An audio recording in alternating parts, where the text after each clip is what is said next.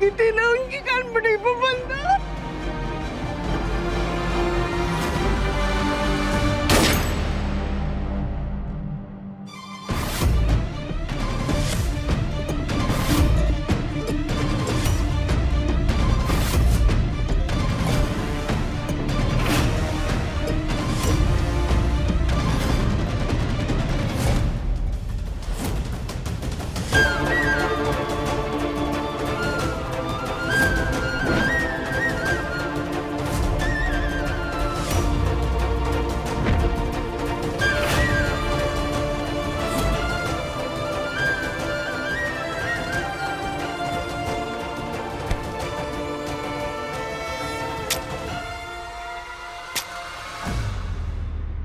अरे ये क्या किया जीजी तुमने?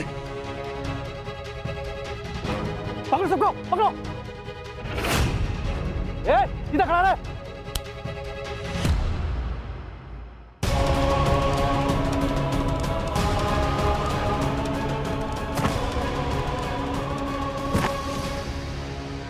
चल ले चल सबको, बता दे तुझे, चल। कुछ नहीं होने देंगे हम आपको। आप रुकी।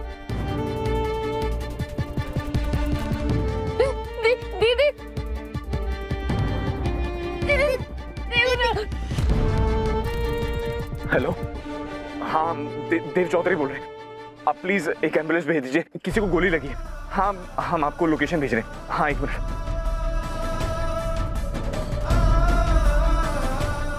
देखो मम्मी पापा कुछ भी बोल नहीं रहे। दीदी दीदी देखो ना दीदी। प्लीज हौसला रखिए, ठीक है? पारो आते हैं, एक मिनट। आराम से।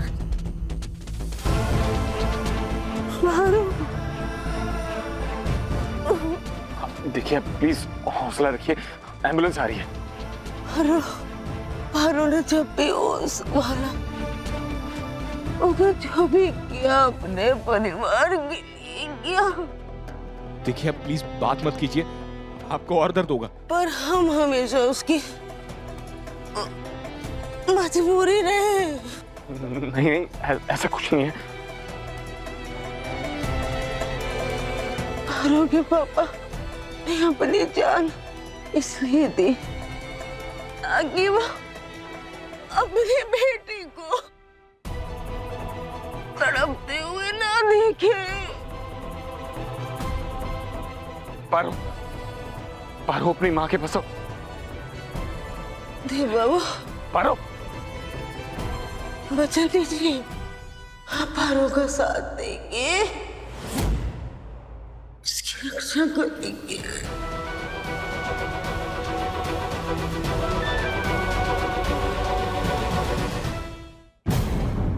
पारो देव बाबू वचन दीजिए ना। आप हमें बचाने आए थे ना, ये बचाया आपने हमें। ये शादी हम अपनी मर्जी से कर रहे थे ताकि हम अपने परिवार वालों को बचा सके। हमने उन्हें यहाँ से सुरक्षित भेज दिया था, पर क्या हुआ? वो फिर से पिस्तौल के निशाने पड़े। देव बाबू वचन दीजिए।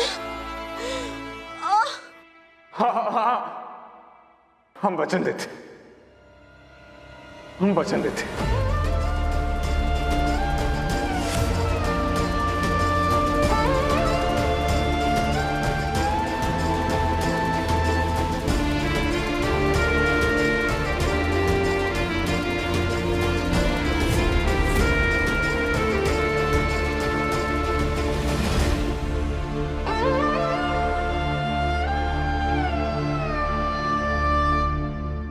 मम्मी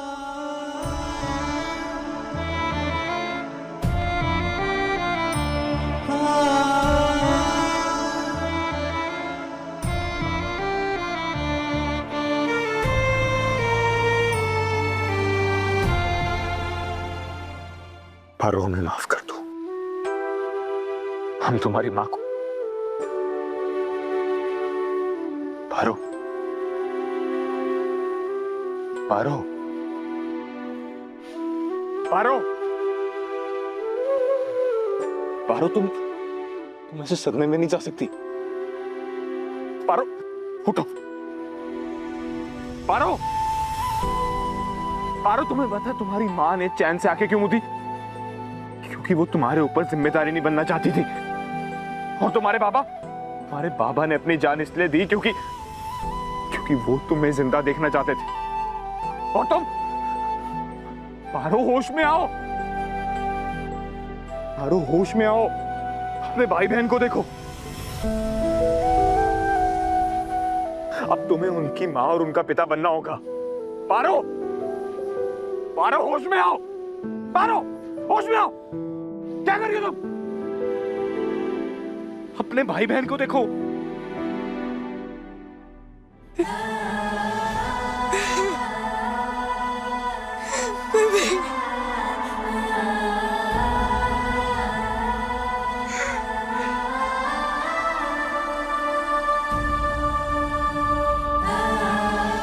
पापा, पापा,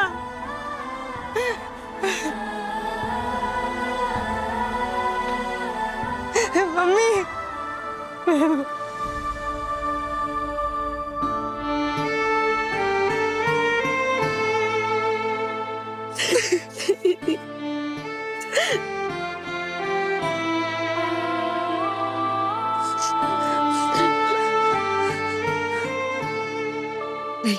मुझे हमें ना, हम जिंदा हैं अभी। हे राजू, हमें ना, हमें तुम्हारी माता पिता, अब से हमें तुम्हारी माँ और तुम्हारे पिता।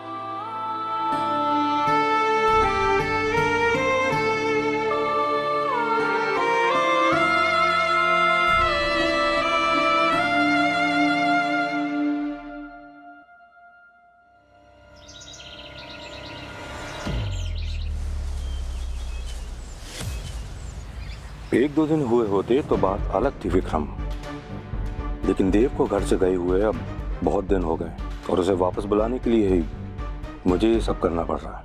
डैड, डैड, मैं तुमसे बाद में बात करता हूँ। मैं ना उस घर में और नहीं रह सकती। क्या हुआ बेटा, तुम इतनी परेशान क्यों हो? मैं जिसके लिए उस घर में गई थी ना, वो अपनी पत्नी को लेकर उसके गांव में बैठा हुआ है। ना फोन उठा रहा है, ना मैसेज का रिप्लाई दे रहा है। और ऊपर से हर समय मुझे फूल और रश्मिका के साथ हंसना बोलना पड़ता है, प्रिटेंड करना पड़ता है कि मुझे देव की शादी से कोई फर्क नहीं पड़ता है। थक चुकी हूँ मैं, परेशान हो चुकी हूँ। एक दिन हो गए देव को देखे हुए, ऐसा लग रहा है सदियों पहले उसे देखा था। लेकिन अभी 15 ही दिन हुए बेटा। और पापा, मेरे लिए तो सदियां बीत गई हैं। आप समझ क्यों नहीं रहे?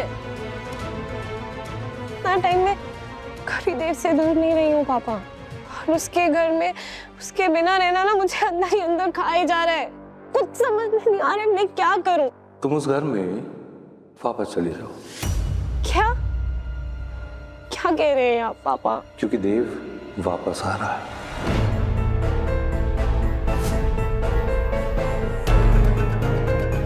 उसने फोन किया आपको? ना, पर ऐसे हालात बना रहा हूं कि वो जहां कहीं भी होगा भागता हुआ अपने घर वापस आएगा, तुम्हारे पास। ऐसा क्या किया आपने? बस देखती जाओ। पारो संग देव, शाम 6:30 बजे दंगल टीवी पर।